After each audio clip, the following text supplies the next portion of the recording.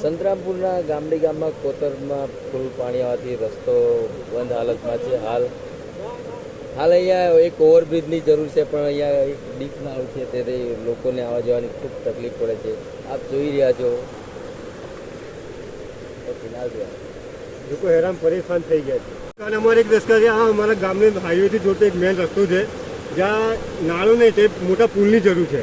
આ નાનું પડે છે અને તમે જોઈ શકો છો આ નાળામાં પુષ્કળ પ્રમાણમાં પાણી છે, જે પાણી નાળાથી ઉપર બી જાય છે, બરાબર. અને આ અવર જવર માટેનો એક જ રસ્તો છે, જેમાં લોકોને સવાર સાંજ ડેરીમાં જવું પડે છે, જે અમારે ઘરનું ગુજરાન ચલાવે છે. અને અત્યારે ઠપ છે, વાહન વ્યવહાર ઠપ છે, લોકોનું જીવન કઈ રીતે જીવવું? તો સરકારને વિનંતી છે કે અમને જીવન જરૂરિયાતની વસ્તુઓ પૂરી પાડે. અને અહીંયા એક ઓવરબ્રિજની જરૂર છે, અને અહીંયા મોટો બ્રિજની જરૂર છે.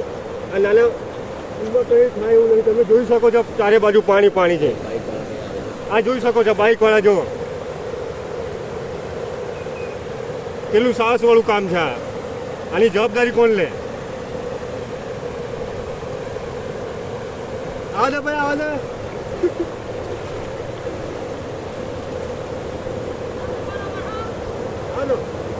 આપ જોઈ રહ્યા છો હાલ આ બાઇકવાળા ભાઈ આવી રહ્યા છે, કેટલી તકલીફ પડે છે.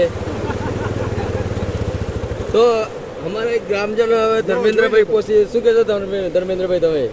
રાકેશભાઈ, સાચી હકીકત કહું તો આ ગામની અંદર એક આ જે મેઇન રસ્તો છે અમારો, જે મોડે ફળિયા, અને આખા ગામને આ રસ્તો મેઇન રસ્તો તરીકે અમે માનીએ છીએ, અને આખું ગ્રામજન આ રસ્તા પરથી પસાર થાય છે. પણ એ રસ્તો હંમેશા કાચો જ છે હજુ સુધી.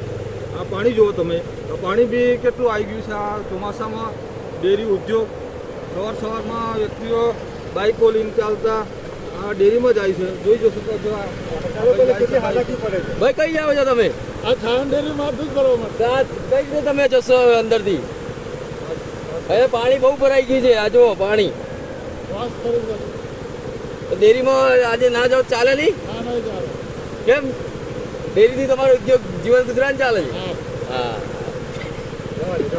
જોઈ શકો છો આ બાઇકવાળા ભાઈ જાય છે. આ પાણી બી આ ઢીચણ પાણી આવી ગયેલું છે, નાળા ઉપર બી આવી ગયેલું છે. તમે આ સાસ જોઈ શકો છો. આ જીવના જોખમે રસ્તો પાર કરી રહ્યા છે. જીવના જોખમે આ ભાઈ રસ્તો પાર કરી રહ્યા છે. એ ગાડી બી ધીમે ધીમે જાય છે. અને મેઇન વસ્તુ તો અહીંયા ડેરી ઉદ્યોગો વધારે ચાલે છે. ડેરીના દૂધથી વેચાણ કરીને આ લોકો પોતાનું ગુજરાન ચલાવે છે. અને આદિવાસી પબ્લિક આવેલી છે, એટલે સાહસી તો છે જ. સાહસી તો બહુ જ છે એમનામાં સાહસ. પણ હું કે પાણી આગળ બધા પાંગળા છે, એટલે આ નાળું નાખવાની એક મોટું ડીપ નાખવાની જરૂર છે. એ અમારી અપીલ છે ગ્રામજનોની. જોહાર.